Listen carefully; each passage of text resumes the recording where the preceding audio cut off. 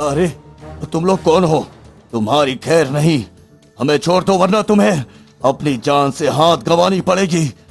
अरे ये क्या हुआ महाराज, आपको किसने बंदी बनाया? मजा आया महाराज। क्या धोखेबाज, तुमने इतना बड़ा छल किया हमारे साथ, धोखेबाज मंत्री।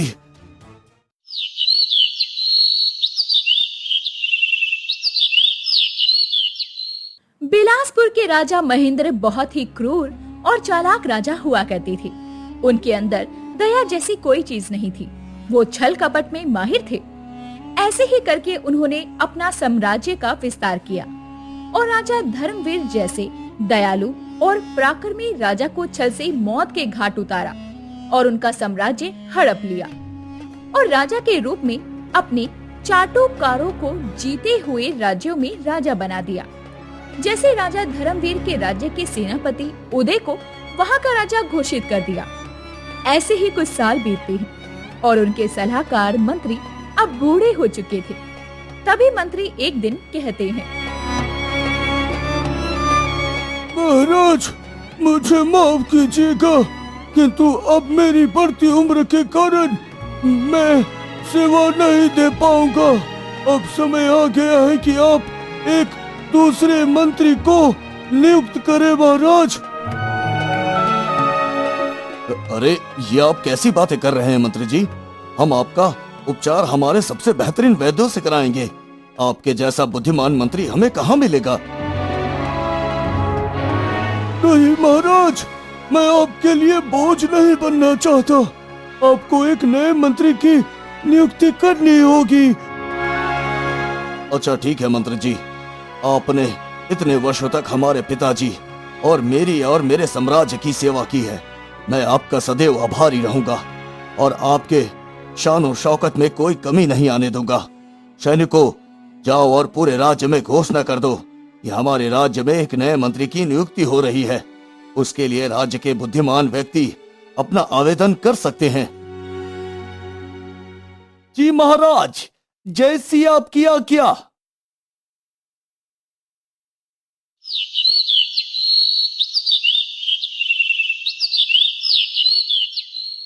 सैनिक फिर राज्य में घूमने लगते हैं और राजा महेंद्र के घोषणा को पूरे राज्य में फैलाया जाता है। सुनो सुनो सुनो राज्यवासियों, राजा महेंद्र जी ने अपने नए मंत्री के नियुक्ति के लिए आप सबको अवसर दिया है। आप में से कोई भी बुद्धिमान व्यक्ति मंत्री पद हेतु भाग ले सकते हैं। अरे ये क्या, हमारे पुराने मंत्री कहाँ गए? वो तो बहुत बुद्धिमान थे। अरे भाई, बुद्धिमत्ता पर तो कोई शक नहीं, लेकिन वो बेचारा अब बूढ़े भी तो हो गए हैं। अरे हाँ, लेकिन कौन सा मंत्री आएगा पता नहीं, भगवान ही जाने। अरे वाह, जिस दिन का इंतजार था वो दिन आखिर आ ही गया। लगता है आज मेरी तपस्या पूर्ण हो जाएगी। हाँ, नगर के कई युवा मंत्री के पद के हेतु आवेदन करते हैं और मंत्री की परीक्षा के लिए तैयारी करते हैं। सभी युवक राज्य के होनहार युवक थे। सभी को अब राजा के द्वारा राज दरबार में बुलाया जाता है और पुराने मंत्री को भी बुलाया जाता है। तभी राजा कहते हैं, हमें बहुत प्रसन्नता होती है कि हमारे राज्य के युवाओं में इतना जोश और जुनून है और साथ ही साथ वो इतने बुद्धिमान हैं। आप सभी ने आवेदन तो कर दिया है, लेकिन आपकी परीक्षा अब शुरू होगी। जी महाराज, मैंने प्रतीक्षा प्रणाली तैयार कर ली है। अगर कोई युवा इस प्रणाली को पार कर लेता है तो वो इस पद के लिए योग्य होगा महाराज। ये बहुत अच्छी बात है मंत्री जी। अब जाइए और सारे युवाओं को इकट्ठा कर उनकी परीक्षा लीजिए। मंत्री पहुँचे हुए सभी युवाओं को संबोधित करते हैं और उन्हें परीक्षा के लिए तैयार करते हैं। राज दरबार में सभी युवक खड़े होते हैं। तभी मंत्री जी परीक्षा लेना शुरू करते हैं। आप सभी को यहाँ मंत्री पद के भागीदारी के रूप में बुलाया गया है। उसके चयन हेतु आपसे कुछ सवाल किया जाएगा। जो बता देगा वो अगले पड़ाव में चयनित होगा। क्या आप सब तैयार हैं? जी मंत्री जी, हम सभी तैयार हैं। ठीक है, मेरा पहला सवाल ये है कि एक मुजरिम को मौत की सजा सुनाई जाती है और सजा के तरीकों के लिए उस मुजरिम को 3 विकल्प दिए जाते हैं। पहले कमरे में आग लगी है, दूसरा एक कमरे में कई हथियार बंद हथियारे मौजूद है और तीसरा कक्ष, उस कक्ष में 3 साल से भूखा शेर है। तो बताइए मुजरिम किस कक्षा में जाना पसंद करेगा और क्यों? सभी अलग अलग उत्तर देते हैं, पर क्योंकि जवाब उनके पास नहीं होता, तभी सूरज नाम का युवक कहता है, मंत्री जी, मुजरिम तीसरी कक्षा में जाना पसंद करेगा। अच्छा, वो क्यों? वो तीसरी कक्षा में जाना क्यों पसंद करेगा? क्योंकि मंत्री जी, उस कक्षा में 3 साल से भूखा खोखार शेर है और 3 साल भूखा रहने के बाद वो शेर तो मर ही गया होगा ना। अति उत्तम, अति उत्तम। हम आपसे यही उत्तर चाहते थे युवक। आप आगे की परीक्षा के लिए चयनित किए जाते हैं। ऐसे ही प्रक्रिया आगे बढ़ जाती है। मंत्री जी प्रश्न करते जाते हैं और कुछ युवक सही जवाब देकर आगे के पड़ाव के लिए चयनित हो जाते हैं। तभी मंत्री जी दूसरा पड़ाव शुरू करते हैं। हाँ तो मित्रों, अब आपके लिए दूसरा सवाल। तो बताओ, ऐसी कौन सी चीज है जिससे जितना निकालो उतना बड़ा होता जाता है? महाराज, इसका सही उत्तर तो गड्ढा होगा, क्योंकि गड्ढे से जितना मिट्टी निकालते जाओ वो गड्ढा उतना ही बड़ा होते जाता है। हाँ। अरे वाह युवक, तुम तो बहुत बुद्धिमान हो।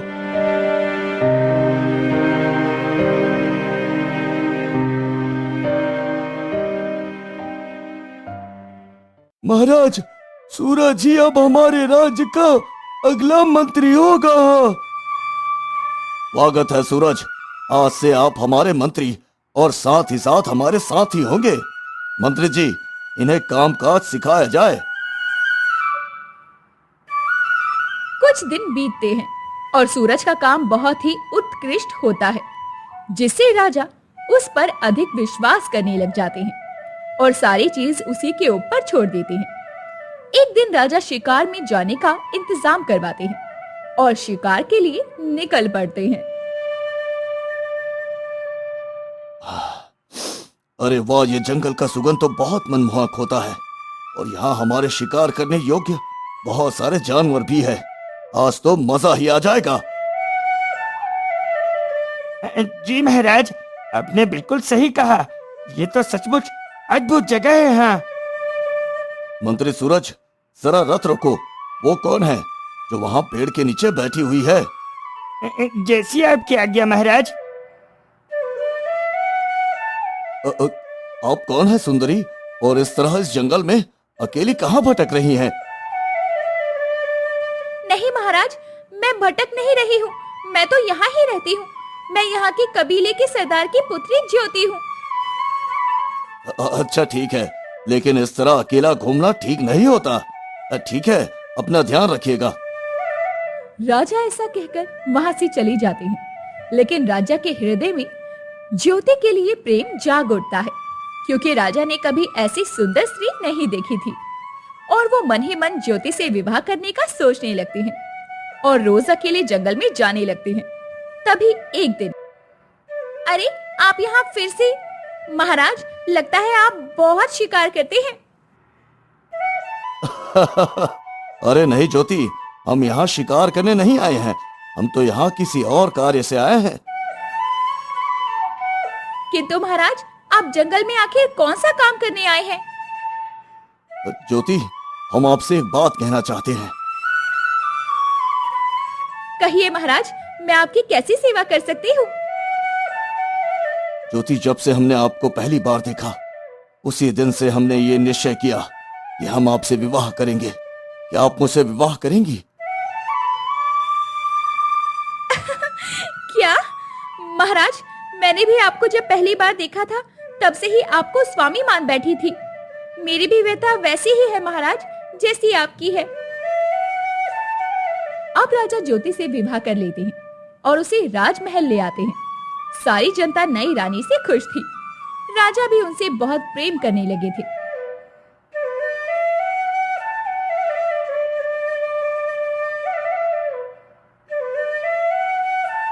राजा अपने दरबार में मंत्रियों के साथ बैठे होते हैं।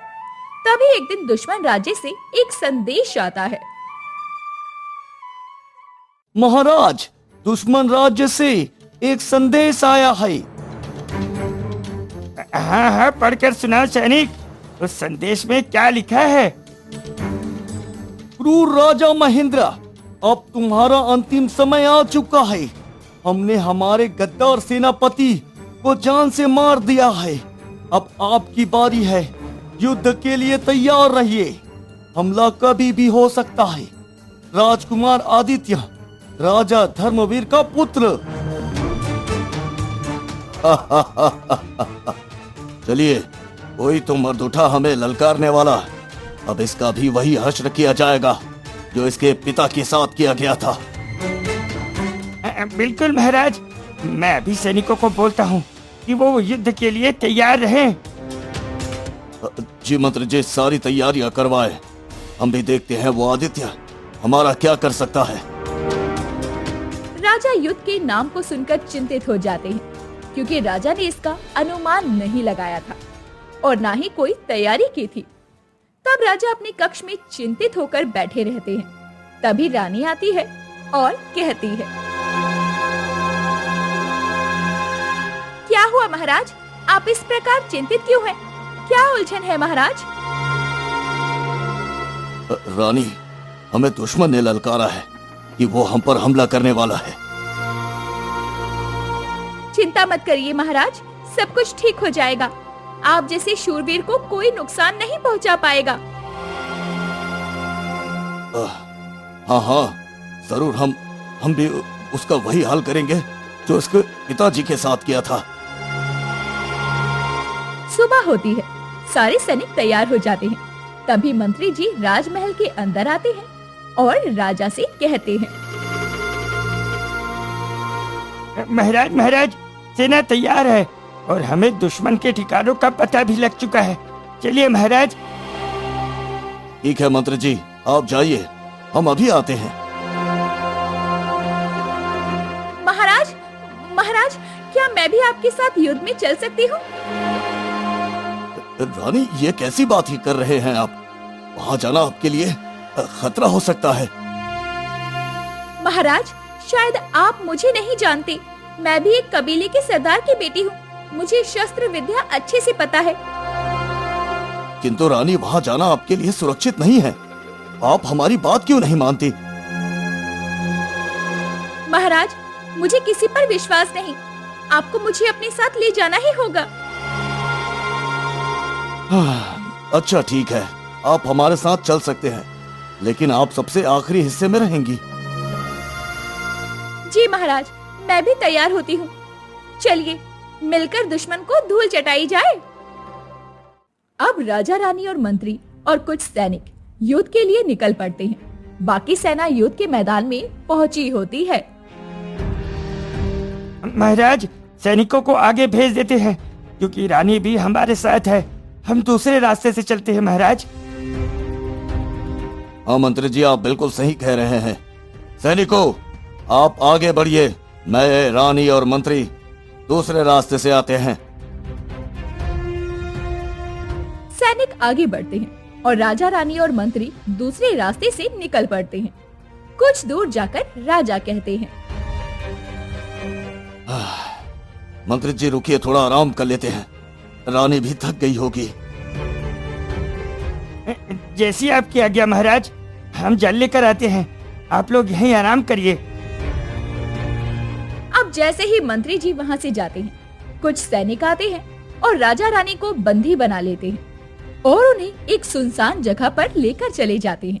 तभी वहाँ हंसने की आवाज आती है।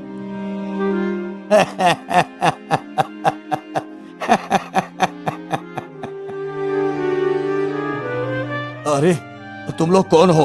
तुम्हारी खैर नहीं, हमें छोड़ दो वरना तुम्हें अपनी जान से हाथ गंवानी पड़ेगी। अरे ये क्या हुआ महाराज, आपको किसने बंदी बनाया? मजा आया महाराज। क्या धोखेबाज, तुमने इतना बड़ा छल किया हमारे साथ, धोखेबाज मंत्री। अब आपको कैसा महसूस हो रहा है क्रूर राजा? खुद की कड़वी दवाई आपको कैसी लग रही है? हाँ? देखो सूरज, तुम्हें मेरे साथ जो करना है करो, लेकिन महारानी को छोड़ दो, इसमें उनका कोई दोष नहीं।